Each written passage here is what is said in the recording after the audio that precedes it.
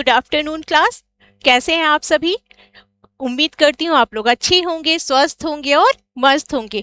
चलिए हम लोग अपनी प्रश्नों की जो श्रृंखला है उसको आगे बढ़ाते हैं और एक नए प्रश्नों के साथ हम लोग उसका जो है आंसर देखते हैं और उससे संबंधित जो है वो टॉपिक डिस्कस करते हैं। तो चलिए हम लोग शुरू करते हैं।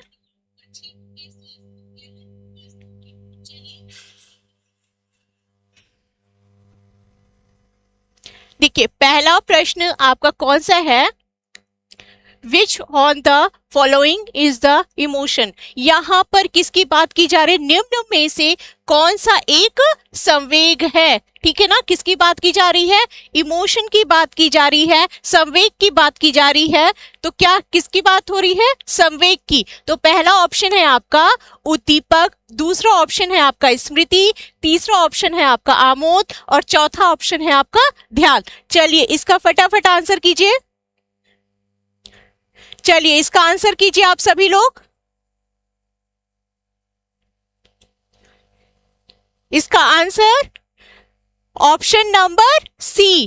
क्या आंसर होगा इसका? ऑप्शन नंबर सी, आमोद। आमोद का मतलब जो खुशी से संबंधित हो, जो प्रसन्नता से संबंधित हो, उसी को हम क्या कहते हैं? आमोद बोलते हैं। ठीक है ना, संवेग की बात की जा रही है यहाँ पे। संवेग जो हमारी क्या होता है, वो अंदर से जो उत्पन्न जो भाव होते हैं वो होता है। इससे पहले मैंने आपको जो है गुड आफ्टरनून भाई, गुड आफ्टरनून आप सभी को, गुड आफ्टरनून। वेरी गुड, बहुत अच्छा, आपका ऑप्शन सही है भाई। चलिए ऑप्शन नंबर सी। हम लोगों ने इसके पहले जो है संवेग की बात की थी कि संवेग जो है आपके कितने प्रकार के होते हैं? संवेग कितने प्रकार के होते हैं? आंसर कीजिए, संवेग कितने प्रकार के होते हैं? आंसर कीजिए। संवेगों की संख्या कितनी है? 14। ठीक है ना, इसको किसने दिया था? मैकडूगल महोदय ने 14 तरीके के संवेग बताए थे। ठीक है ना, कई बार इससे संबंधित जो है वो आपके नंबर भी पूछता है। चलिए अब अगले प्रश्न पर आते हैं। दूसरा प्रश्न है आपका आधुनिक मनोविज्ञान का अर्थ है। यहाँ पर देखिए आधुनिक की बात की जा रही है। हम उसमें क्या है आपका? पहला क्या है ऑप्शन? मन का अध्ययन, दूसरा ऑप्शन है आपका आत्मा का अध्ययन और तीसरा ऑप्शन है आपका शरीर का अध्ययन और चौथा ऑप्शन है आपका व्यवहार का अध्ययन। फटाफट इसका आंसर कीजिए। चलिए आंसर कीजिए इसका।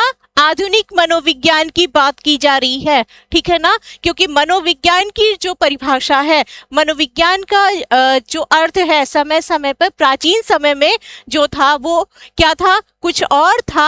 और अब धीरे धीरे जैसा कि आप देखते हैं कि आपकी चीजों में समय समय पे कुछ ना कुछ परिवर्तन होते रहते हैं, विचारों में परिवर्तन होते रहते हैं, उसी तरीके से जो है वो यहाँ पर जो है वो मनोविज्ञान के बारे में ही क्या किया गया था? आप समय समय पे जो है उसके जो अर्थ है उसको परिवर्तित किया गया था। तो चलिए आंसर कीजिए। अंजलि जी एक बार फिर से चेक कर लीजिए आप। ये आत्मा का अध्ययन, यहाँ पर आधुनिक की बात की जा रही है, ठीक है ना। आप प्रश्न को सबसे समय के साथ दीजिए, इत्मीनान से दीजिए, कोई जल्दी नहीं है। तो ठीक है, आप लोग इसका क्या करिए, आप देखिए यहाँ पर आधुनिक की बात की जा रही है। आत्मा का जो अध्ययन है वो प्राचीन जो हुआ था, प्राचीन समय में जो माना गया था कि आत्मा का अध्ययन, चेतना का अध्ययन, ये सारी चीजें जो है वो प्राचीन समय में मनोविज्ञान के अर्थ को बताई गई थी। लेकिन आज के समय में क्या है? तो इसका क्या ऑप्शन होगा? Option number D. किस चीज का है? व्यवहार का अध्ययन। अब व्यवहार का अध्ययन का जो मनोवैज्ञानिकों ने जो अपना तर्क दिया था, उनका क्या कहना था कि जो व्यवहार होता है हमारा, हम उसको देख सकते हैं, उसका अवलोकन कर सकते हैं, उसके बारे में हम कोई धारणा बना सकते हैं। लेकिन आपको देखिए, ये जो आत्मा है,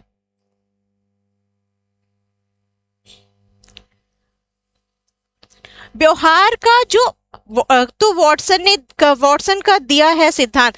देखिए वॉटसन ने व्यवहार से संबंधित सिद्धांत दिया था, लेकिन यहाँ पर अर्थ की बात की जा रही है, ठीक है ना, तो वो है आपका, ठीक है, यहाँ पे अर्थ पूछ रहा है, कंफ्यूजन मत रखिए, ठीक है अंजलि जी, कंफ्यूजन मत रखिए। हाँ, अब सभी के आंसर सही है, व्यवहार का अध्ययन, वेरी गुड। अब अगले क्वेश्चन पर, एक प्रभावी कक्षा में, ठीक है ना, बच्चे हमेशा उत्सुक और तैयार रहते हैं, ठीक है, क्योंकि शिक्षक उनकी प्रत्यास्मरण योग्यता का आकलन करने के लिए नियमित रूप से परीक्षा लेता रहता है, ठीक है। दूसरा ऑप्शन है आपका, बच्चे शिक्षक से डरते हैं क्योंकि वह मौखिक और शारीरिक दंड का प्रयोग करता है, ठीक है। तीसरा ऑप्शन है आपका, बच्चे शिक्षक का सम्मान नहीं करते हैं और जैसा उन्हें अच्छा लगता है वैसा ही करते हैं। चौथा ऑप्शन है आपका, बच्चे अपने अधिगम को सुगम बनाने के लिए मार्गदर्शन एवं सहयोग हेतु शिक्षक से सहायता लेते हैं। चलिए इसका आंसर कीजिए।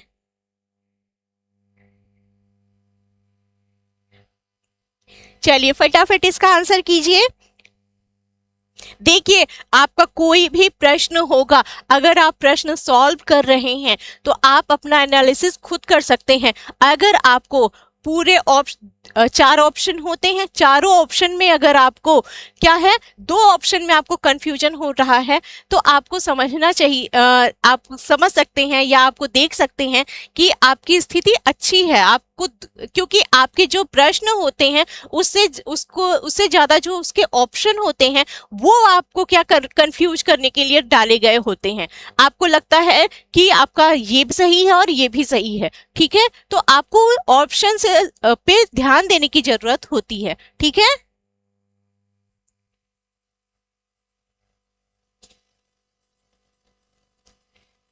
Very good. आप एक, शालिनी जी एक बार फिर से ऑप्शन चेक कर लीजिए, आपका आंसर चेक कर लीजिए। हेलो जी, हेलो स्वर्णलता जी, हेलो। चलिए इसका सही आंसर क्या होगा, option number D, option number D. क्यों होगा, देखिए पहले यहां पर क्या है, बच्चे हमेशा उत्सुक और तैयार रहते हैं। आपको इसमें और इसमें आपको कंफ्यूजन हो रही थी, कुछ बच्चों ने ए डाला था, कुछ बच्चों ने बी किया था, तो ए को हम यहां पर, यहां तक तो ठीक है, लेकिन यहां पर क्या है कि आप उनकी क्या है, उनके प्रत्यास्मरण योग्यता का आकलन करेंगे, नियमित रूप से परीक्षा लेता रहता है। नियमित रूप से परीक्षा लेने की बात जो है, ऐसा नहीं कि हर रोज आपकी परीक्षा ली जा रही है, वो आपकी चीजें जो होती हैं वो समय रहते वो जो है आपका सही नहीं। नियमित परीक्षा, सतत परीक्षा, व्यापक परीक्षा सही है, लेकिन जहां पर इसको यहाँ पर क्या करना है, जो शिक्षक का जो काम होता है, एक वो क्या होता है, एक मार्गदर्शक की और उसके कार्य में सहयोग की बात की जा रही है, तो वो जो कार्य होता है, बच्चे खुद से अपने कार्य को पूर्ण करें, खुद से अपने कार्य को, आवाज नहीं, आप आवाज नहीं आ रही है, आवाज एक बार आप लोग देखिए, आवाज आ रही है मेरी, सारे लोग थंब लगा के बताइए कि आवाज आ रही है मेरी।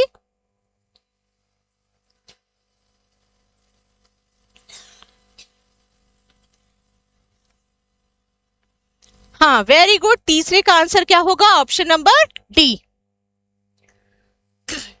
अब अगला है, मनोविज्ञान ने सर्वप्रथम अपनी आत्मा का परित्याग किया, फिर अपने मन का और फिर अपनी चेतना का, अभी वह एक प्रकार के व्यवहार को सजोए है, यह कथन है। देखिए यही प्रश्न जो है आपका पहले आया हुआ था, ये जो कथन कहा गया है, ये कथन ही आप में ही जो है वो आंसर आया था कि आत्मा का जो अध्ययन किया जाता है मनोविज्ञान में, तो यही जो प्रश्न था, ये जो प्रश्न है इसका आंसर उसी में दिया हुआ है, ठीक है ना।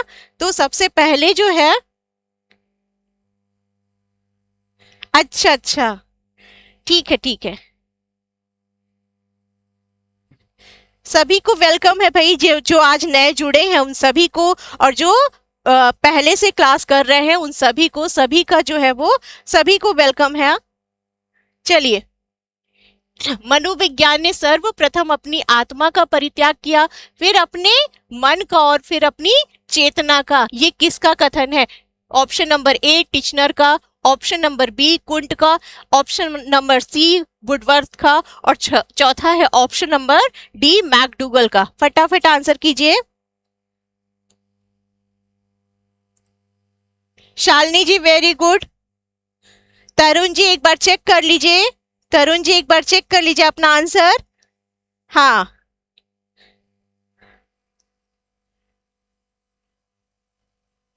चलिए, किसका है?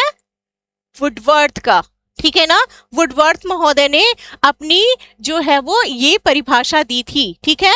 परिभाषा आपको मैंने कल भी बताया था कि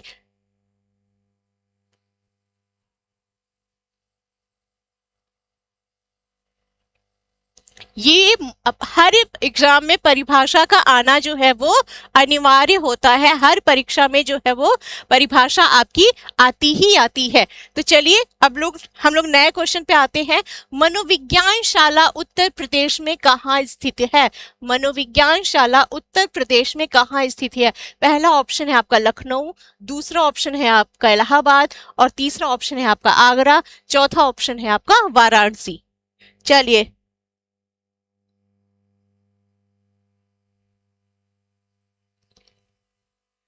चलिए, तो इसका राइट आंसर क्या होगा? राइट आंसर जो है वो आपका प्रयागराज। पहले जो है वो आपका इलाहाबाद के नाम से जाना जाता था, पर आपका वर्तमान समय जो है ये प्रयागराज के बारे में बोल रहा है। ये देखिए आप, ये जो मनोविज्ञान शाला है इसी की बात की जा रही है, ठीक है ना। इसी मनोविज्ञान शाला की बात की जा रही है कि ये कहाँ स्थित है। तो ये कहाँ स्थित है? ये आपका प्रयागराज में स्थित है। चलिए, अब अगला है आपका क्वेश्चन। वह अवस्था जो कि माता के 21वें गुण सूत्र जोड़े के अलग ना हो पाने के कारण होती है, क्या कहलाती है? ऑप्शन नंबर ए डाउन सिंड्रोम, दूसरा है आपका क्लीन फेल्टर सिंड्रोम, आपका सी आंसर है टर्नर सिंड्रोम, और चौथा आंसर है आपका विल्सन सिंड्रोम। ये आपका कहीं ना कहीं जो है आपका एक ना एक डिजीज या बीमारी से संबंधित प्रश्न आपके बनते ही बनते हैं। तो चलिए इसका आप आंसर कीजिए भाई। यहाँ पर किसकी बात की जा रही है? 21वें गुण सूत्र के जोड़े के अलग ना हो पाने के कारण कौन सी बीमारी होती है, ठीक है ना। कौन सी बीमारी होती है?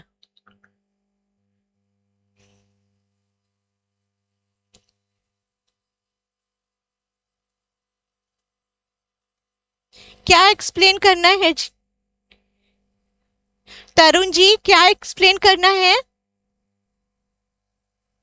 ये जो आपका डाउन सिंड्रोम बीमारी होती है, ये डाउन सिंड्रोम बीमारी जो होती है ये आपकी क्या होती है? इसके अंतर्गत जो है वो 3 प्रकार के आते हैं, 3 प्रकार के इसके अंतर्गत बीमारियां आती हैं।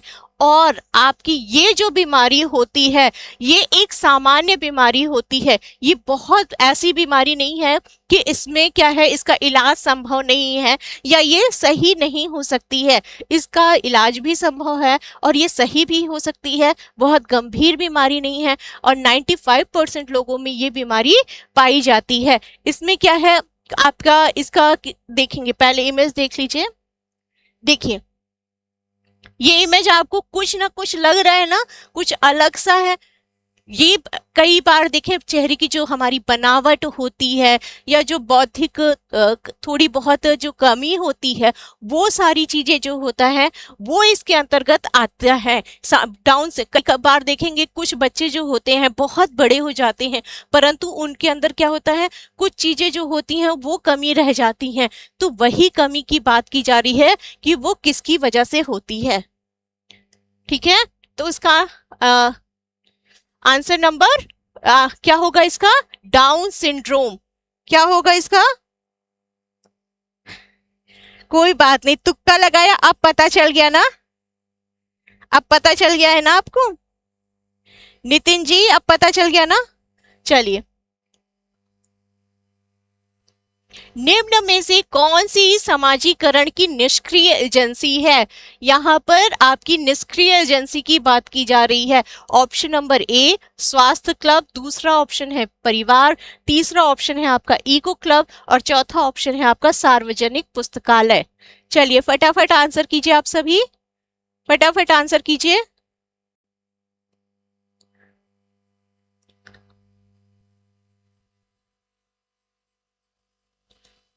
हाँ, कौन सा?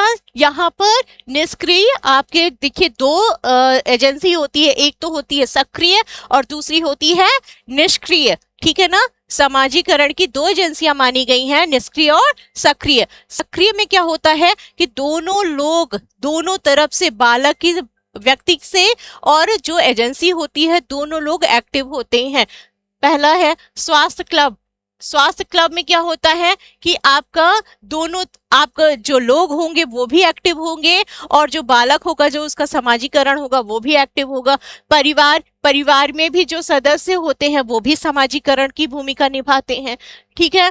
और इको क्लब, इको क्लब में भी जो क्लब वगैरह भी बनते हैं वहां पे भी आपका समाजीकरण होगा, तो लोग आपसे, आप उनसे कुछ सीखेंगे और आप उनको कुछ सिखाएंगे, मतलब एक दूसरे से आदान प्रदान होता रहता है। लेकिन जो आपका सार्वजनिक पुस्तकालय है, ठीक है ना, सार्वजनिक पुस्तकालय में सिर्फ आप वहां पे सीखेंगे, आप उसको कुछ सिखा नहीं सकते हैं, ठीक है ना, निष्क्रिय है वो।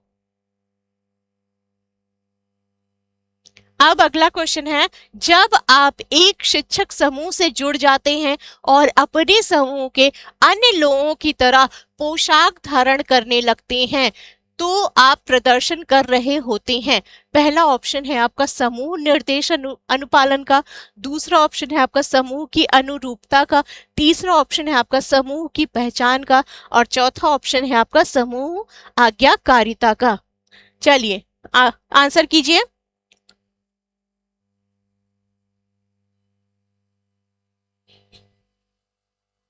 आंसर कीजिए। यहां पर देखिए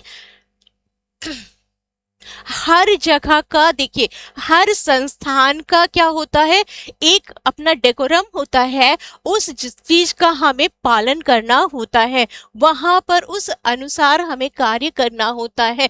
आप प्राइवेट सेक्टर में जब कार्य करते हैं तो वहां के आपके जो व्यक्तित्व में जो आपके जो है वो बढ़ाता है, वहां का कल्चर अलग होगा, वहां की संस्कृति अलग होगी। फिर आप जब अन्य जगह पर जाते हैं वहां की संस्कृति जो होती है वो आपकी अलग होती है। तो यहाँ पर शिक्षक से संबंधित आप अगर देखते होंगे, जब आपके मॉक टेस्ट होते हैं, मॉक टेस्ट मतलब इंटरव्यू वगैरह, अगर आप देखते होंगे बहुत सारे इंटरव्यू की आपको रील्स वगैरह मिलती होगी, बहुत सारी चीजें मिलती होंगी। किस चीज में कंफ्यूज कर रहे हैं भाई?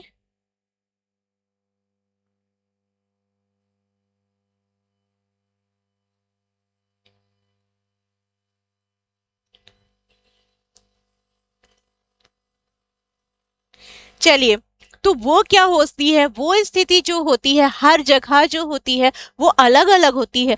तो शिक्षकों के लिए भी क्या है, एक वेशभूषा जो होती है वो निर्धारित होती है। तो वो क्या, उसका क्या कारण होता है, उसको मानने का क्या चीजें होती हैं, तो उसकी बात की जा रही है। तो वो निर्देश अनुपालन की बात की जा रही है, समूह की अनुरूपता की बात की जा रही है, या समूह की पहचान की बात की जा रही है, या समूह की आज्ञाकारिता की बात की जा रही है। यहाँ पर देखिए ये जो है आपका निर्देश अनुपालन जो है ये भी कहीं ना कहीं आपका क्या है, आज्ञाकारिता की बात बता रहा है, कहीं ना कहीं जबरदस्ती की बात बता रहा है। और दूसरी है आपकी समूह की पहचान की बात की जा रही है, इसमें भी आपका चीजें जो है, पहचान आपको नहीं करना है, आपको क्या करना है, बस एक चीज जो है आपका जो ड्रेस कोड होगा उसकी बात जो कर रहा है। कहने का मतलब है कि आप वहां पे कोई जबरदस्ती नहीं है, कोई आपको पहचान पत्र देने की जरूरत नहीं है, बल्कि आपको क्या करना है, समूह की आज्ञाकारिता का आज्ञा भी नहीं है, आज्ञा की भी बात नहीं की जा रही है, बल्कि यहाँ पे की जा रही है समूह की अनुरूपता का बात की जा रही है। अनुरूपता से मतलब है कि जो आपके शिक्षक गण हैं वो एक जो है एक समूह के अनुरूप कार्य करे, एक समूह के अनुसार जो है अपनी पोशाक को धारण करे, उसकी बात की जा रही है। तो इसका ऑप्शन नंबर बी होगा, ठीक है ना।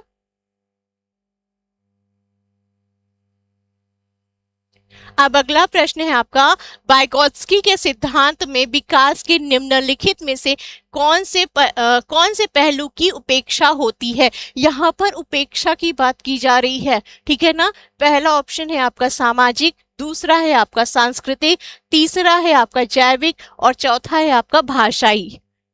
चलिए,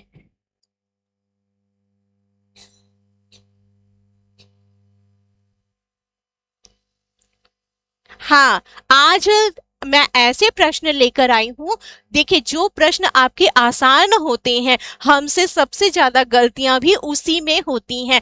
हम जब पेपर टफ आता है या प्रश्न जो होते हैं वो जो कठिन होते हैं उसमें हम इतना ज्यादा ध्यान लगा देते हैं, उसको गलत करने में हमारे जो होते हैं वो चांसेस कम होते हैं। लेकिन जो हमारी जो आसान होते हैं, हम फटाफट खुशी खुशी में हम जो होते हैं क्या करते हैं कि अच्छा ये पूछ रहा है, जल्दी से हम लगा दिए, तो और वही हमें सबसे ज्यादा दुख और पीड़ा पहुंचाते हैं, आसान प्रश्न, ठीक है ना। इसलिए मैं आज जानबूझ के ऐसे प्रश्न लेकर आई हूँ जो कि आपको क्या कर रहा है, कहीं भी कंफ्यूजन ना हो। आपको यहाँ पर कंफ्यूजन हो जा रही है, कोई चिंता की बात नहीं है, लेकिन आपको परीक्षा हॉल में अपने प्रश्न को देते हुए, अपने जो है वो पेपर को देते हुए वहां पे कोई कंफ्यूजन ना हो, इसलिए आज यहाँ पर जो है प्रैक्टिस की जा रही है, इसलिए मैं आपकी प्रैक्टिस करवा रही हूँ, ठीक है। चलिए, वेरी गुड, सभी के आंसर जो है वो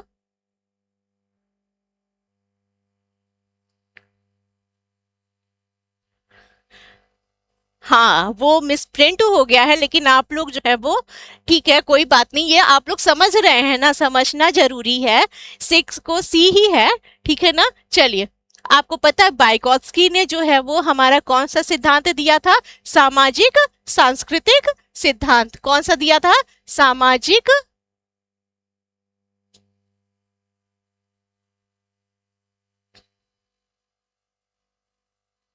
सांस्कृतिक सिद्धांत, ठीक है। तो यहां पर क्या है, यहाँ पर सामाजिक भी आ रहा है आपका, सांस्कृतिक भी आ रहा है आपका, भाषा, उन्होंने भी जो है भाषा को भी महत्वपूर्ण माना था, ठीक है ना। यहाँ पर जैविक की बात नहीं उन्होंने की थी, जो वाइगोत्स्की महोदय थे उन्होंने क्या किया था कि वो जैविक को अपने चीजों में, अपने जो आप विकास है उसमें उन्होंने स्थान नहीं दिया था। तो इसका राइट आंसर क्या हो जाएगा, ऑप्शन नंबर सी। मैम,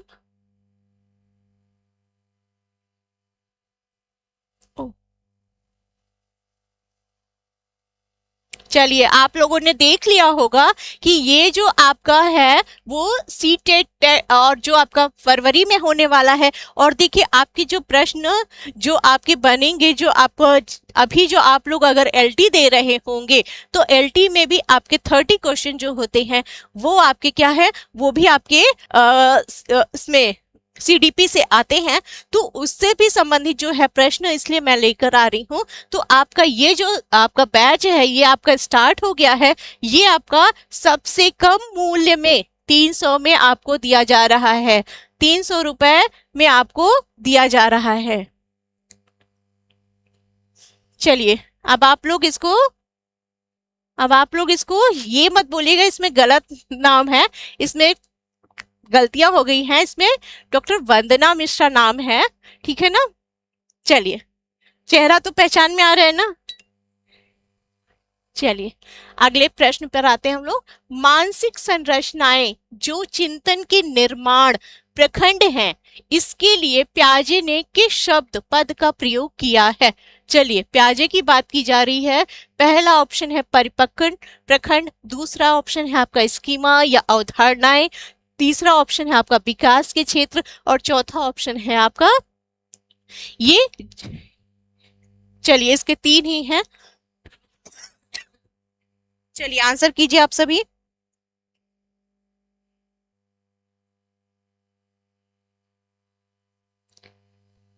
तरुण जी धन्यवाद भाई।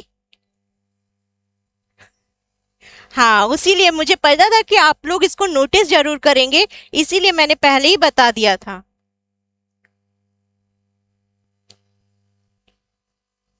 चलिए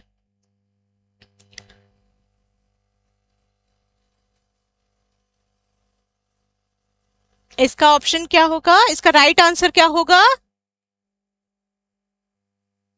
आरके जी आपका आंसर सही है, ऑप्शन नंबर बी।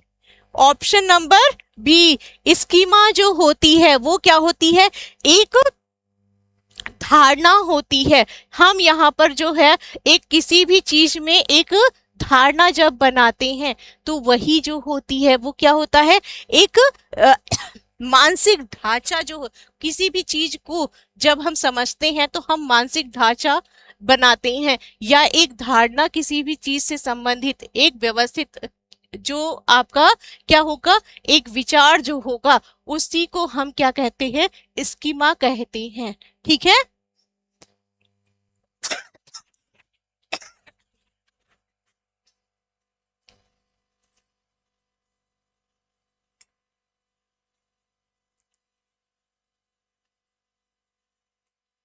चलिए अब अपने अगले प्रश्न पर आते हैं। एक उचित प्रश्न या सुझाव के द्वारा बच्चे की समझ को उस बिंदु से बहुत आगे लाया जा सकता है जिस पर वह अकेले पहुंच सकती है।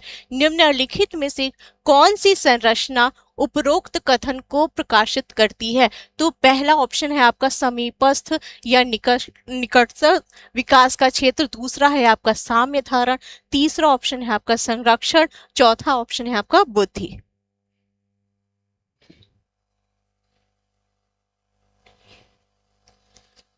चलिए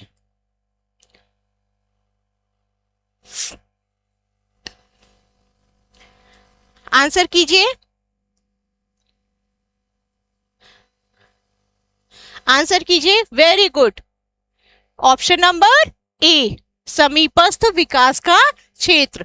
अब आप लोग इसको कमेंट बॉक्स में बताएंगे इसको किसने दिया था। आप लोग जितने भी लोग आज आए हैं उन सभी से मेरी रिक्वेस्ट है, प्लीज जो मैं आपको क्वेश्चन देती हूँ उसका आंसर जो है आप कमेंट बॉक्स में किया करिए। मैं सभी का देखती हूँ पर आप लोग कमेंट बॉक्स में उसका आंसर नहीं करते हैं। एक होमवर्क मैं देती हूँ, एक होमवर्क आप लोग नहीं कर पा रहे हैं। हाँ दोनों का है, दोनों का है पेपर, दोनों पेपर से संबंधित है। चलिए जब बच्चा कार्य करते हुए ऊबने लगता है तो यह इस बात का संकेत है कि बच्चे को अनुशासित करने की जरूरत है। दूसरा ऑप्शन है आपका संभवतः कार्य यांत्रिक रूप से बार बार हो रहा है। तीसरा ऑप्शन है आपका बच्चा बुद्धिमान नहीं है। चौथा ऑप्शन है आपका बच्चे में सीखने की योग्यता नहीं है। चलिए आंसर कीजिए, आंसर कीजिए। जब बच्चा कार्य करते हुए ऊबने लगता है, उस बच्चे का जो है वो कार्य करने में मन नहीं लगता है, तब वो क्या उसकी स्थिति कैसी होती है और उसको हम कैसे कार्य करवा सकते हैं? हाँ चलिए लॉक कर दें। Very good.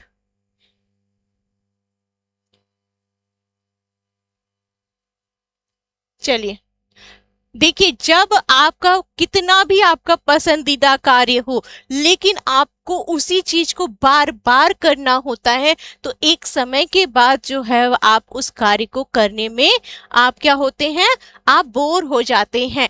आपको मूवी देखना पसंद है लेकिन एक टाइम के बाद आपको सुबह से शाम तक, शाम से सुबह तक लगातार अगर आपको मूवी दिखाई जाए तो आप क्या हो जाएंगे, आप बोर हो जाएंगे। हम देखिए तो इसीलिए इसी की बात की जा रही है कि कार्य को जब कोई भी कार्य हम करेंगे, कार्य को जब हम बार बार, क्योंकि जो आपका इंसान होता है वो मशीन नहीं होती है, उसको भी रेस्ट की या और भी अन्य चीजों को करने की भी जरूरत होती है, इसीलिए इसकी बात की जा रही है। आप बताइए एक इसी से संबंधित, जब सीखना आपका रुक जाता है, ठीक है ना, तो उसको क्या कहा जाता है? चलिए बताइए। जब बच्चा या जब कोई भी व्यक्ति, हम सीखते हैं और सीखते सीखते एक ऐसी स्थिति आ जाती है जहां पर उसका सीखना बंद हो जाता है, तो उसको क्या बोला जाता है, उसको क्या नाम दिया गया है हमारी मनोविज्ञान की भाषा में? चलिए नाम बताइए उसका।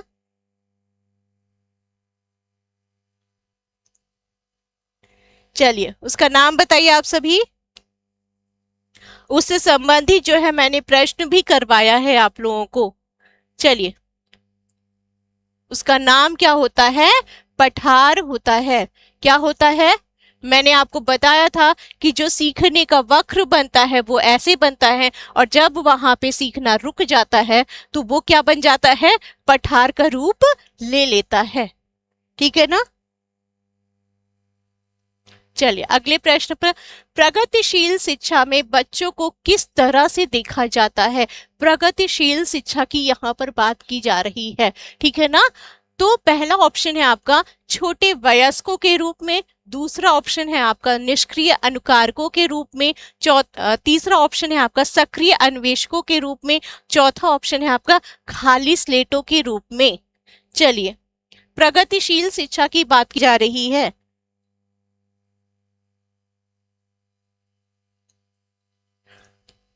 हाँ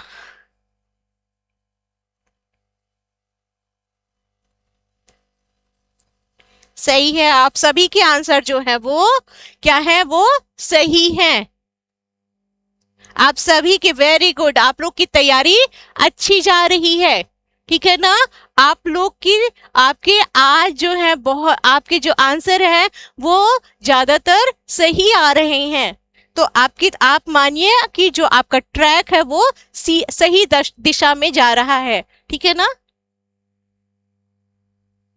चलिए अगले प्रश्न पर, अधिकांश व्यक्तियों की बुद्धि औसत होती है, बहुत कम लोग प्रतिभा संपन्न होते हैं और बहुत कम व्यक्ति मंद बुद्धि के होते हैं। यह कथन किस पर आधारित है? कि प्रतिस्थापित सिद्धांत।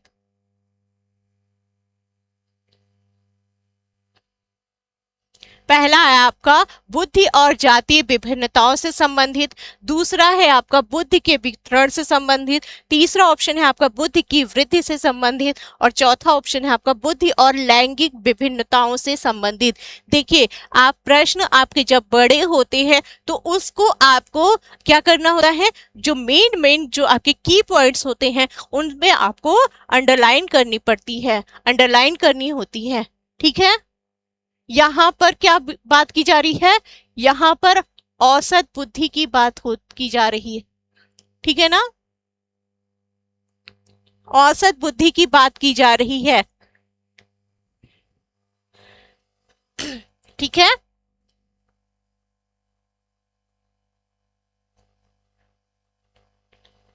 बिल्कुल बिल्कुल कॉन्फिडेंस ही आना चाहिए सनातन जी। कॉन्फिडेंस एक ऐसी चीज है ना, एक ऐसा आपका, ऐसी आपकी चाबी है कि जो हर दरवाजा खोल देती है, बस ओवर ना हो, ठीक है ना? चलिए देखिए, आप देखिए यहाँ पर बुद्धि की जो बात हो रही है, यहाँ पर क्या, देखिए आप अगर किसी कक्षा में भी जाएंगे तो वहां पर आपको मंद बुद्धि के लोग कम मिलेंगे, आपको प्रतिभा संपन्न लोग कम मिलेंगे, लेकिन जो आपके सामान्य व्यक्ति होते हैं उनकी अधिकता होती है, ठीक है ना? आपको वो चीजें जो है, एक कोई भी जब सामान्य चीज होती है तो वहां पर चीजें जो होती हैं अधिक मात्रा में पाई जाती हैं, तो उसकी बात की जा रही है। तो अब आंसर कीजिए। अच्छा अच्छा भाई, माफ कीजिएगा, चलिए आप गर्ल हैं तो। अच्छा मोनिका जी आपने कल आंसर नहीं किया है, कल आप, आज सारे लोग कमेंट बॉक्स में अपना आंसर करेंगे। चलिए देखिए यहाँ पर विभिन्नताओं की बात नहीं की जा रही है, ठीक है ना।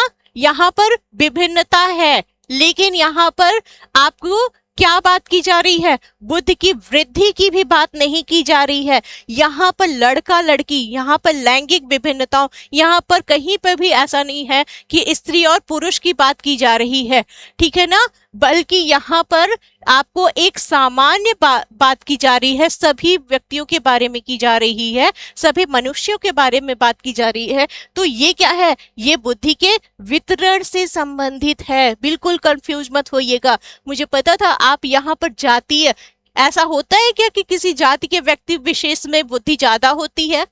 ऐसा कहीं लिखा है आपने? कौन सी मनोविज्ञान की किताब में आप लोगों ने पढ़ा है जो आप लोग को ऑप्शन नंबर ए दे रहे थे?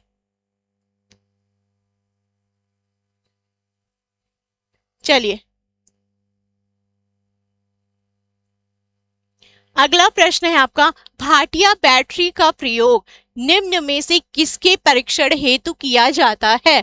पहला ऑप्शन है आपका व्यक्तित्व, दूसरा ऑप्शन है आपका बुद्धि, तीसरा ऑप्शन है आपका सृजनात्मकता, चौथा ऑप्शन है आपका अभिवृत्ति। चलिए दीजिए इस प्रश्न का उत्तर दीजिए। Bhatia battery most repeated question है, ठीक है ना। आपसे कई बारी पूछा गया है आपका ये प्रश्न।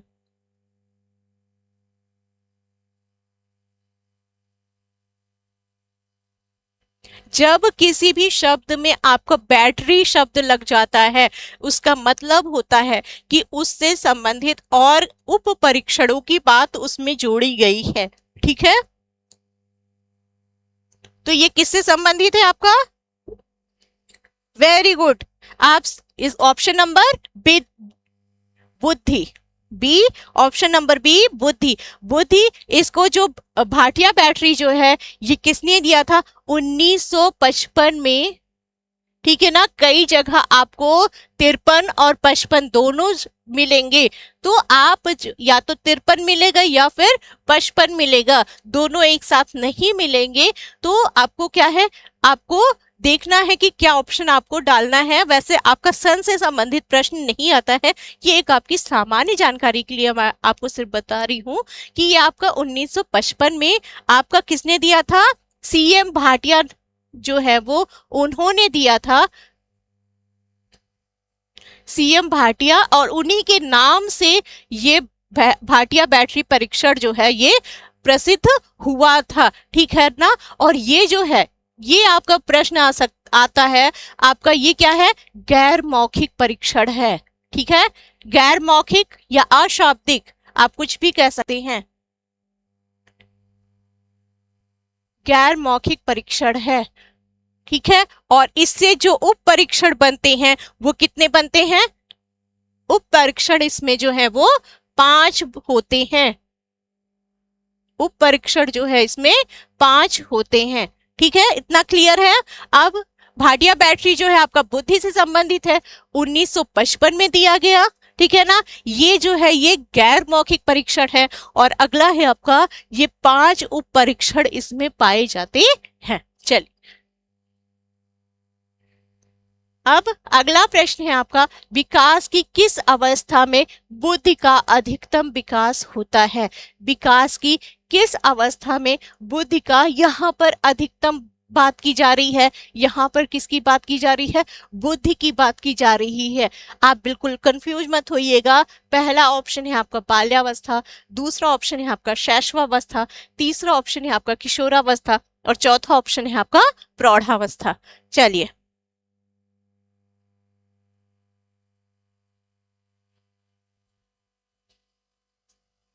हाँ, वही मैं आपको बताई ना, कई जगह आपको आप 53 भी मिलेगा, कई जगह आपको 55 भी मिलेगा।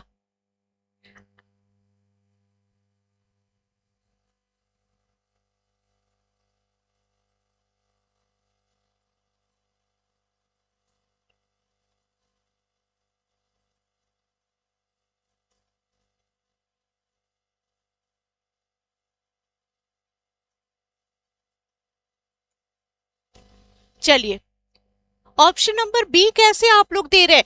आप लोग, मैं वही कह रही हूँ ना, आप यहाँ पर बुद्धि की बात की जा रही है, शारीरिक विकास की बात नहीं की जा रही है, ठीक है ना। यहाँ पर बुद्धि की बात की जा रही है, यहाँ पर कोई शरीर से संबंधित बात नहीं की जा रही है यहाँ पर। तो ऑप्शन नंबर आपका सी हो जाएगा। अमूर्त बुद्धि की जो आपका आता है, जो सोचने का जो नजरिया होता है, अमूर्त बुद्धि का जो आपका विकल्प होता है, वो आपका क्या आता है, किशोरावस्था से शुरू हो जाता है। ठीक है ना। चलिए, बुद्धि के तरल क्रिस्टलीय प्रतिमान के प्रतिपादक थे। ठीक है ना। बुद्धि के तरल क्रिस्टलीय प्रतिमान के प्रतिपादक की बात की जा रही है। तो पहला ऑप्शन है आपका कैटल, दूसरा ऑप्शन है आपका थॉर्नडाइक, तीसरा ऑप्शन है आपका बर्नर, चौथा ऑप्शन है आपका स्किनर। आंसर कीजिए।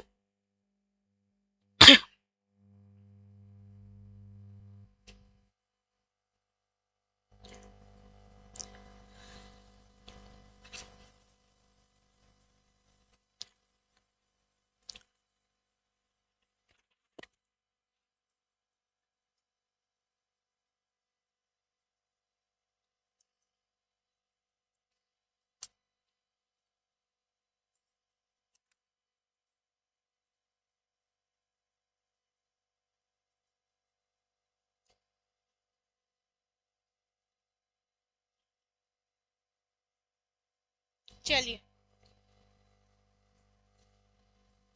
जिन्होंने भी ए दिया है उन सभी के आंसर जो है वो सही है। कैटल ने जो है बुद्धि का तरल क्रिस्टलीय प्रतिमान प्रतिपादित किया है।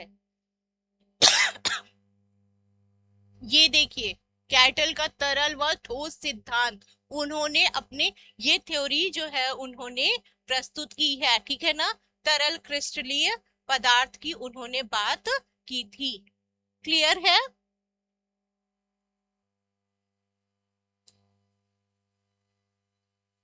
अब अगला प्रश्न देखिए, चरित्र चरित्र का विकास होता है। ठीक है ना। चरित्र का विकास किस चीज से होता है। पहला ऑप्शन है आपका इच्छा शक्ति द्वारा, दूसरा ऑप्शन है आपका बर्ताव एवं व्यवहार द्वारा, तीसरा ऑप्शन है आपका नैतिकता द्वारा, चौथा ऑप्शन है आपका उपर्युक्त सभी के द्वारा। चलिए,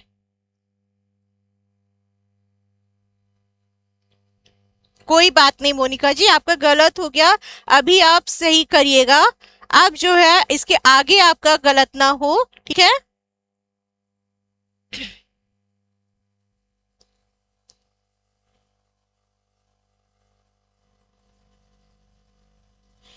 अंजलि जी, आपका आंसर जो है वो सही है। चलिए, option number D, option number D जो है वो क्या है, आपका चरित्र की बात की जा रही है। चरित्र के अंतर्गत ही ये तीनों चीजें आती हैं। हमारा चरित्र एक दिन, दो दिन या सप्ताह भर में नहीं बनता है। हमारे चरित्र बनने के लिए क्या होता है, वो क्या होता है, काफी समय लगता है, बहुत धीमी प्रक्रिया होती है। उसके अंतर्गत हमारे सारे कार्य आते हैं। ठीक है ना। हम किस तरह से व्यवहार कर रहे हैं, हम किस तरह से कार्य कर रहे हैं, हमारी चीजें क्या है, हम नैतिक रूप से क्या सही या गलत कर रहे हैं, उसी के अंतर्गत ये सारी चीजें आती हैं। चलिए, कौन सा सिद्धांत व्यक्त करता है कि मानव मस्तिष्क एक बर्फ की बड़ी चट्टान के समान है जो कि अधिकांशतः छिपी रहती है। अब यहाँ पे देखिए की पॉइंट्स देखिए, छिपी रहती है एवं उसमें चेतन के 3 स्तर हैं। ठीक है ना। आपके देखिए प्रश्न में ही आंसर आपका छिपा हुआ है। पहला ऑप्शन है आपका गुण सिद्धांत, तीसरा ऑप्शन है आपका प्रकार का सिद्धांत, और तीसरा ऑप्शन है आपका मनोविश्लेषणात्मक सिद्धांत, और चौथा ऑप्शन है आपका व्यवहारवाद का सिद्धांत।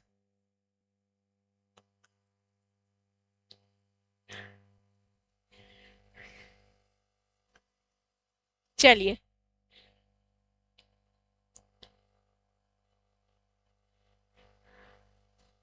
हाँ, बिल्कुल बिल्कुल।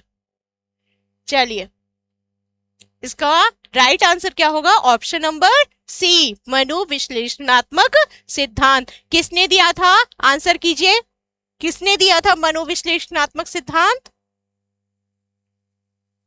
सिगमंड फ्रायड महोदय ने दिया था। ठीक है ना। इन्होंने चेतना के कितने स्तर बताए थे, 3 स्तर बताए थे। कौन कौन से 3 स्तर थे? 3 स्तर कौन कौन से हैं?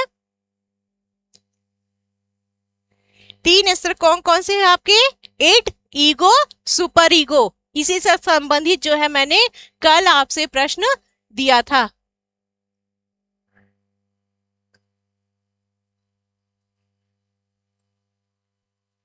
चलिए, अगला प्रश्न है आपका, निम्न में से कौन सा एक उत्तम परीक्षण की विशेषताओं से भिन्न है? ठीक है, यहाँ पर भिन्न पूछ रहा है।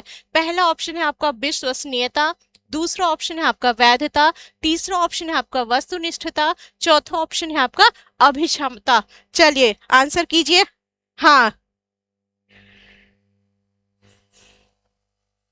चलिए आंसर कीजिए आप सभी लोग।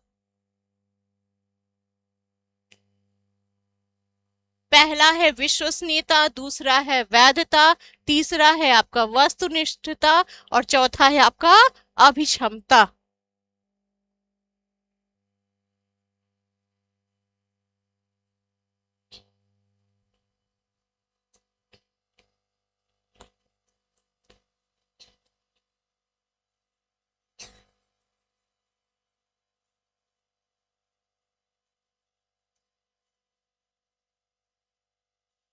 कैसे ए आ रहा है भाई?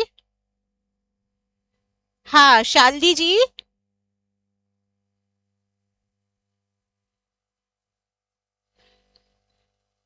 यहाँ पर भिन्न पूछ रहा है, ठीक है ना, जो कि एक परीक्षण के लिए, उत्तम परीक्षण के लिए जो है वो नहीं है।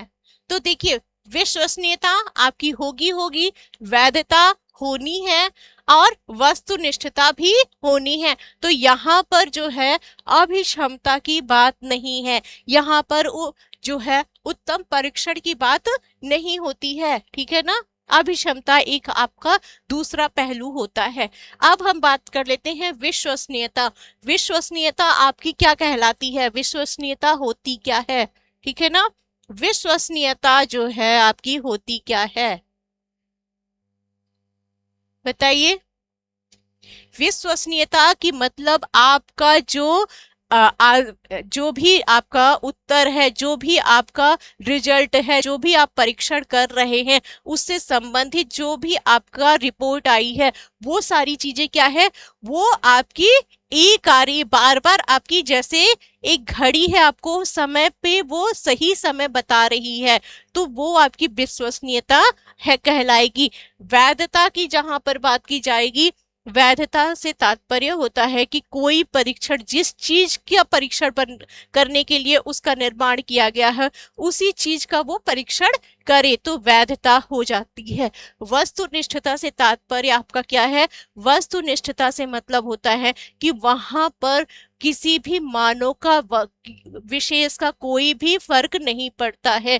आपका जो बहुविकल्पीय प्रश्न होते हैं इसी से संबंधित होते हैं, उसको चाहे मैं चेक करूं, कोई अगला व्यक्ति करे, कोई कहीं से कोई भी व्यक्ति हो, आपके जो आप लोग जो पेपर देते हैं, जो आप एग्जाम में देते हैं, वो भी आपकी वस्तुनिष्ठता से संबंधित, कोई भी आपका कंप्यूटर कर रहा हो, इंसान कर रहा हो, यहाँ का कर रहा हो, बाहर का कर रहा हो, उसका कोई भी फर्क नहीं पड़ता है आपके परीक्षण पर। वही चीज आपकी वस्तुनिष्ठता कहलाती है। चलिए, तो इसका राइट आंसर क्या होगा? Option number D. अब अगला है आपका, मानकीकृत परीक्षणों की आलोचनाओं में से एक यह है कि, पहला ऑप्शन है आपका, वे मुख्य रूप से मुख्य धारा की संस्कृति का प्रतिनिधित्व करते हैं और इसलिए पक्षपाती हैं। दूसरा ऑप्शन है आपका, उनकी भाषा को समझना मुश्किल है। तीसरा ऑप्शन है आपका, परीक्षण बड़ी आबादी पर लागू नहीं किए जा सकते हैं। चौथा ऑप्शन है आपका, वे बच्चे की क्षमता की स्पष्ट तस्वीर नहीं देते हैं। चलिए,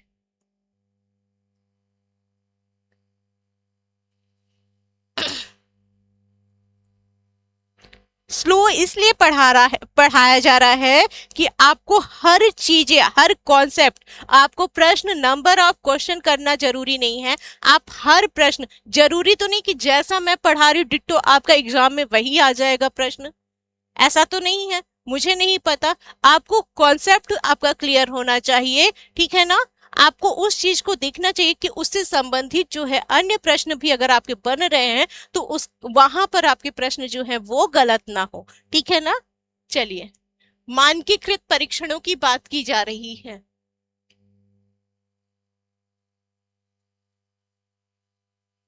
मानकीकृत परीक्षण की बात की जा रही है, तो उसका यहाँ पर क्या है, आलोचना की बात की, उसकी में आलोचना से संबंध, उसमें एक कमी क्या है।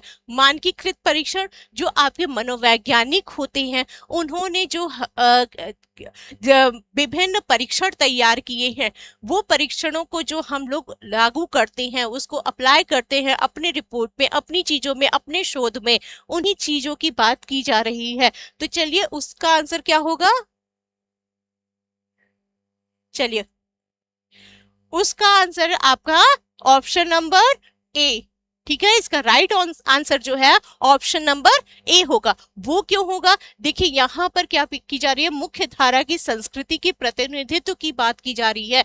देखिए, हर जगह की जो संस्कृति होती है, हर जगह की समय जो होता है, हर चीजें जो होती हैं, हर परिस्थितियां जो होती हैं, वो अलग अलग होती हैं। कई बार जो परीक्षण जो आपके बनते हैं, आपकी परिस्थिति के अनुसार जो है वो सही नहीं होते हैं।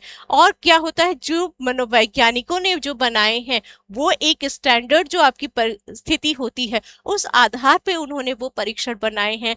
इसलिए कहीं ना कहीं जो आपकी एक चूक रह जाती है, एक जो कमी रह जाती है, उस वो क्या रह जाती है, क्योंकि वो आपकी यही रह जाती है कि वो कहीं ना कहीं पक्षपाती हो जाते हैं।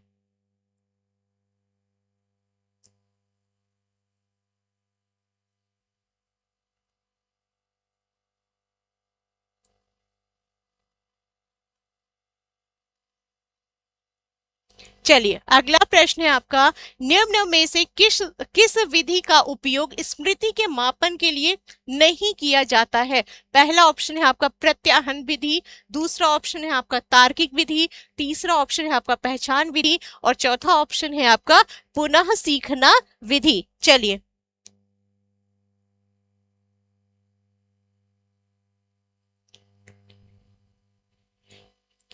स्मृति के मापन के लिए यहाँ पर देखिए क्या है, नहीं की बात की जा रही, की आपको ध्यान रखना होगा, ठीक है ना। स्मृति, स्मृति से तात्पर्य आपका क्या है,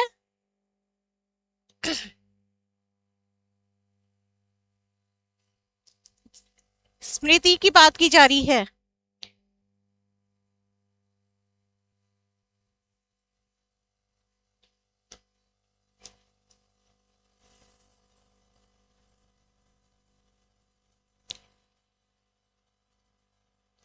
जहां पर स्मृति होती है, कोई भी चीज आप जब याद करते हैं, ठीक है ना, जब कोई भी चीज हमें याद करनी होती है तो वो हमारी स्मृति कहलाती है। स्मृति में कहीं तर्क वितर्क नहीं होता है। हम छोटे बच्चों को भी जब हम ए फॉर एप्पल बताते हैं या बी फॉर बॉल बताते हैं, तो बच्चे जो होते हैं वो तर्क वितर्क नहीं करते हैं, उनको वो याद रख करना पड़ता है, वो याद करती हैं।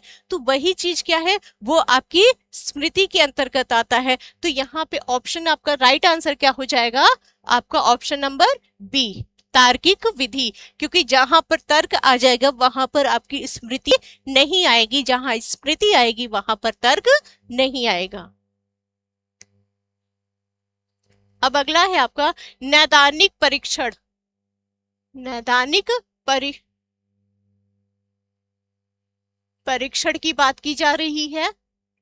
नैदानिक परीक्षण का मुख्य उद्देश्य है कक्षा में प्रदर्शन के दौरान सामान्यतः कमजोर क्षेत्र को चिन्हित करना, उपचारात्मक कार्यक्रम की विशेष प्रकृति की आवश्यकता, तीसरा ऑप्शन है आपका अकादमिक कठिनाइयों के कारणों का पता लगाना, चौथा ऑप्शन है आपका छात्र की कठिनाइयों की विशेष प्रकृति को समझना, ठीक है। देखिए, यहाँ पे डायग्नोज हो रहा है और यहाँ पे रीमेडिकल हो रहा है, दोनों में निदान और उपचार दोनों में फर्क होता है। आप लोग चलो, देखिए यहाँ पर जब हम नैदानिक की बात करते हैं, आपको मान लीजिए आप बहुत दिनों से बीमार हैं, ठीक है ना, तो आप क्या करते हैं, सबसे पहले जब आप डॉक्टर के पास जाते हैं तो डॉक्टर क्या करता है कि भाई आप जो है आप बहुत दिनों से बीमार हैं, जरा ब्लड टेस्ट करवा लीजिए। तो जो ब्लड टेस्ट हो रहा है वो क्या हो रहा है, डायग्नोज हो रहा है कि आपको मतलब आपका परीक्षण, निदान का परीक्षण हो रहा है कि आपको कौन सी बीमारी है, या आपको कहीं डेंगू तो नहीं है, कहीं मलेरिया तो नहीं है। ये सारी चीजें जो सिर्फ आपको वो बताई जाएगी, ठीक है ना, उस बीमारी का इलाज नहीं होगा, सिर्फ आपको उसका पता चलेगा। तो वो क्या है, आपका निदान हो गया। लेकिन जहां पर उपचार आ जाता है, जब आप उस रिपोर्ट को लेकर अपने डॉक्टर के पास जाते हैं, तो जो डॉक्टर होता है उस बीमारी से संबंधित जो आपका इलाज करता है वो क्या है, आपका उपचार के अंतर्गत आता है। अब इसका आंसर कीजिए, का मुख्य उद्देश्य किसकी, निदान की बात की जा रही है, परीक्षण का मुख्य उद्देश्य क्या है?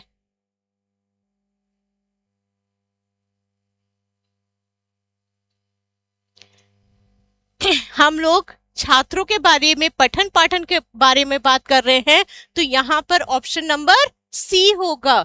देखिए जब अकादमिक कठिनाइयों से, एकेडमिक मान लीजिए उसको कोई विषय समझ में नहीं आ रहा है, उसको किसी चीज जो है विषय में उसको समस्या हो रही है, उसको सीखने में दिक्कत हो रही है, वो सारी चीजों का जब हम पता लगाते हैं तो वही हमारा नैदानिक परीक्षण कहलाता है। पता लगाने के बाद हम उसका क्या करते हैं, इलाज करते हैं। हम किसी चीज, आप देखेंगे तारे जमी पर जो है वो, वहां पर जो गुरु होते हैं वो क्या करते हैं, जो आमिर खान होता है वो क्या करते हैं, सबसे पहले ईशान के क्या करते हैं, ईशान की कॉपी चेक कर रहे हैं। कॉपी चेक करने के बाद उनको समझ में आता है कि वो क्या, उसको ईशान के साथ मेन दिक्कत क्या है, उसकी मुख्य समस्या क्या है।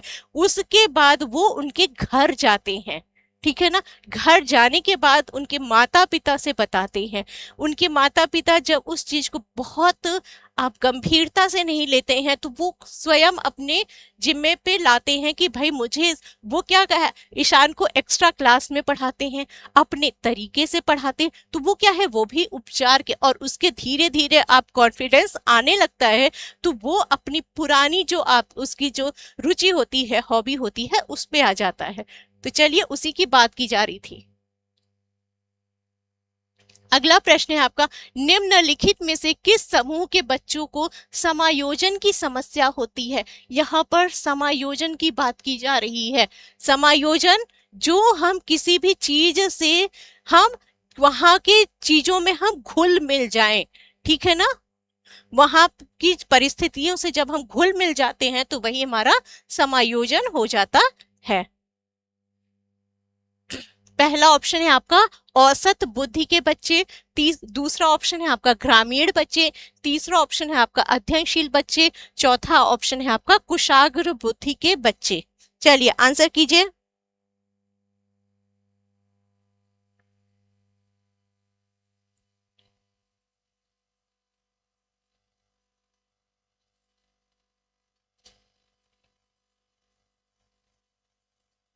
चलिए समायोजन की बात की जा रही है, ठीक है। समायोजन कौन नहीं कर पाता या जल्दी किसका नहीं हो पाता है? यास्मीन जी आपका राइट आंसर है। नितिन जी आपका भी आंसर जो है वो राइट है, ऑप्शन नंबर डी, ठीक है ना। देखिए औसत बुद्धि के बच्चे भी आपका समायोजन जल्दी कर लेते हैं। ग्रामीण बच्चे, यहाँ पर ग्रामीण शहरी की बात कहीं नहीं हो रही है, ठीक है ना। अध्ययनशील बच्चों में जो कुशाग्र बुद्धि के बच्चे होते हैं उनको क्या होती है, वो सामान्य से जो होते हैं वो घुलने मिलने में दिक्कत करते हैं। हम लोग अपने एक आम भाषा में बोलते भी है ना कि जब आदमी ज्यादा पढ़ लिख लेता है तो वो क्या हो जाता है, पागल हो जाता है। तो वो पागल नहीं कहा जाता है, वो हमारे आपके साथ वो समायोजन नहीं कर पाता है, ठीक है ना। वही बात इस यहाँ पर की जा रही है। आप देखेंगे बहुत सारे जो वैज्ञानिक रहे हैं वो क्या है, अपने क्षेत्र में तो उन्होंने बहुत महत्वपूर्ण कार्य किया, लेकिन फिर क्या है, लेकिन जहां पर उनकी अपनी व्यक्तिगत जीवन की बात आ रही है वहां पर उतनी अच्छे तरीके से वो जीवन यापन नहीं कर पाए। ठीक है ना, तो वही चीज आप यहाँ पर बात की जा रही है कि कुशाग्र बुद्धि के जो बच्चे होते हैं वो जो होते हैं जल्दी समायोजन नहीं कर पाते हैं।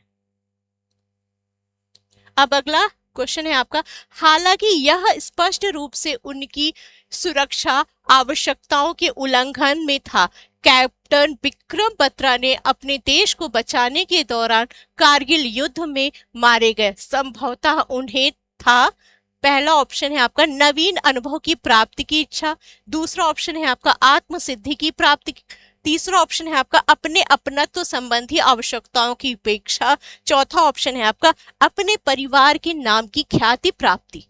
चलिए इसका आंसर कीजिए आप लोग। वेरी गुड, बहुत अच्छा है अंजलि जी, अगर आपका सीटेट क्लियर है और आपके नंबर भी बहुत अच्छे हैं तो आप भाई बधाई के पात्र हैं। चलिए आंसर कीजिए। यहां पर अभी कैप्टन विक्रम बत्रा की बात हो रही है। अभी आपकी एक कौन सी मूवी आई है नई, अभी आपकी एक कौन सी मूवी नई आई है,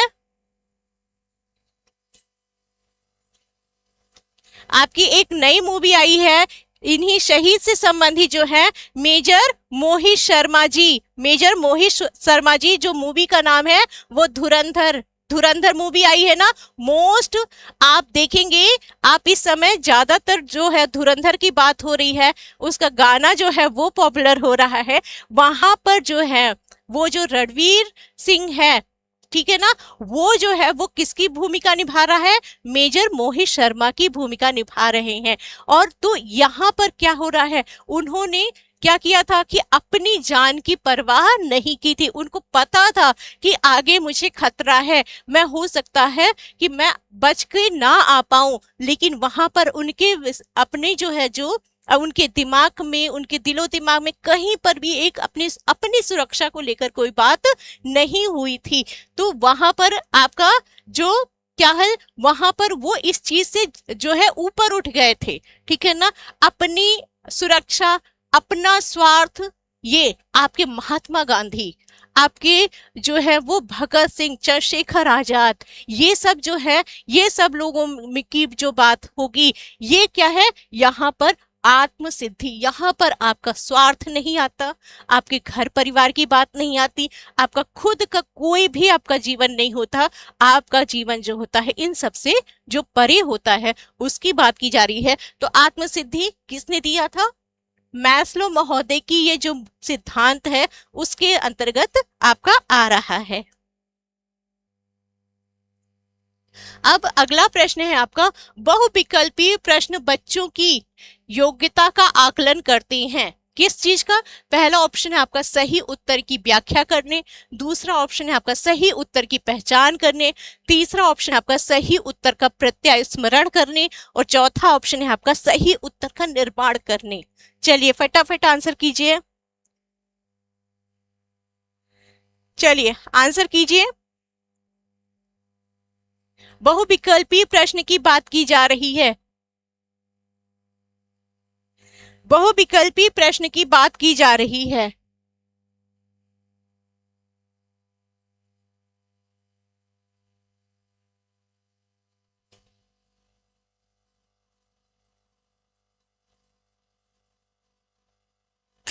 तो इसका राइट आंसर क्या होगा, इसका राइट आंसर होगा ऑप्शन नंबर सी। आप बहुविकल्पी में व्याख्या नहीं होती, आप लोग जो कंफ्यूज हो रहे हैं, यहाँ पर निर्माण कहीं नहीं होता है। देखिए पहचान करने की बात नहीं हो रही है यहाँ पर, जब हम पहचान की बात नहीं, प्रत्यय स्मरण की बात आपकी की जा रही है।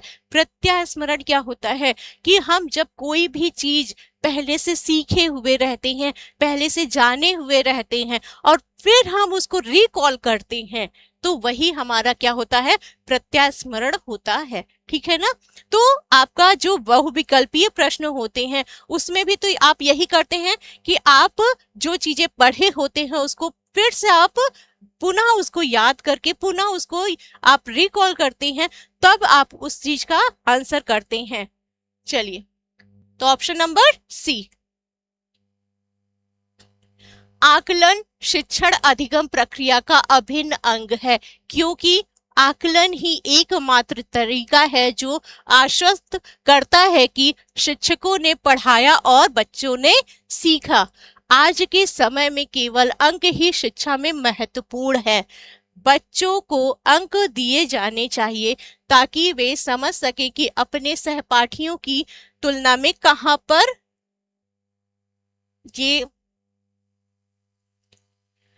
पर हैं। ऑप्शन नंबर डी, आकलन से अध्यापक बच्चों के अधिगम को समझता है और उसके अपने शिक्षण की परिपुष्टि होती है। चलिए, आंसर कीजिए।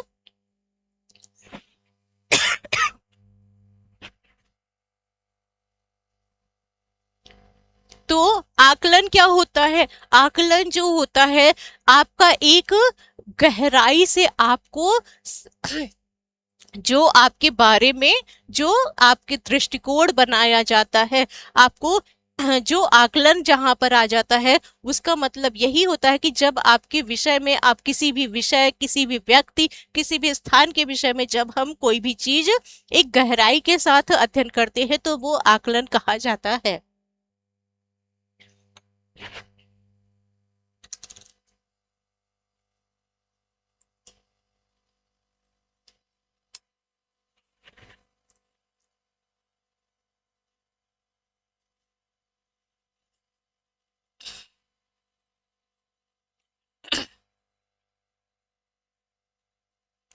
चलिए, आकलन, अच्छा रिकॉर्डिंग क्लास है। इसका ऑप्शन नंबर डी होगा, ऑप्शन नंबर डी होगा। आकलन से अध्यापक बच्चों की अधिगम को समझता है और उसके शिक्षण की परिपुष्टि होती है। पहले देखिए, जो अध्यापक होता है, बच्चों ने कितना सीखा, क्या जाना, क्या नहीं जाना, उसी चीज को क्या है वो अपने शिक्षण में जो है वो देखता है कि मुझे और क्या चीज जोड़नी है, किस तरीके से मुझे अपने शिक्षण में जो है वो लगानी है, इन सब चीजों को वो करता है। बहुविकल्पी प्रश्न बच्चों की योग, ये हो गया था भाई आपका।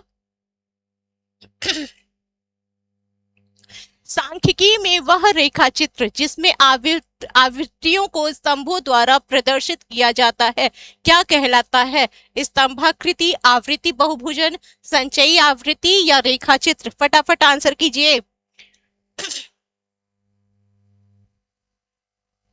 फटाफट इसका आंसर कीजिए। वह जिसमें आवृत्तियों को स्तंभों द्वारा प्रदर्शित किया जा रहा है, ठीक है ना? किसके द्वारा?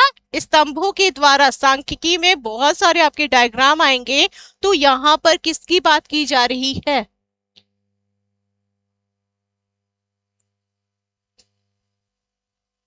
रेखा चित्र की बात नहीं हो रही है। एक बार फिर से देख लीजिए, अंजलि जी एक बार फिर से देख लीजिए।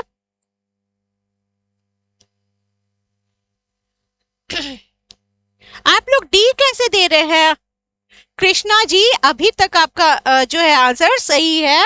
आपका ऑप्शन नंबर ए, स्तंभाकृति, ठीक है ना? रेखा चित्र यहाँ पर नहीं आएगा, स्तंभाकृति जो है वो आकृति आपकी आएगी। चलिए, अगला प्रश्न है आपका, कोई भी नाराज हो सकता है, यह आसान है, परंतु सही व्यक्ति के ऊपर सही के लिए तथा सही तरीके से नाराज होना, मात्रा में, सही समय पर, सही उद्देश्य आसान नहीं है, यह संबंधित है। कहने का मतलब, आप जो है, आप किसी के ऊपर नाराज हैं या नाराज, यहाँ पे मतलब आपकी जो आप अपना जो इमोशन है उसको क्या कर रहे हैं, सही तरीके से प्रदर्शित कर रहे हैं। कई बार होता है हम अपने, चाहे वो दुख होता है, चाहे वो हमारी प्रसन्नता होती है, हम उसको सार्वजनिक रूप से व्यक्त नहीं कर पाते हैं। उसको हम ऐसा तो नहीं कि आप घर से गुस्सा हो गए हैं तो आप बाहर जाकर के लड़ाई कर लेंगे, तो बाहर के लोग तो आपको नहीं वो एक्सेप्ट करेंगे ना, वो आपको उठा करके खुद पीट देंगे।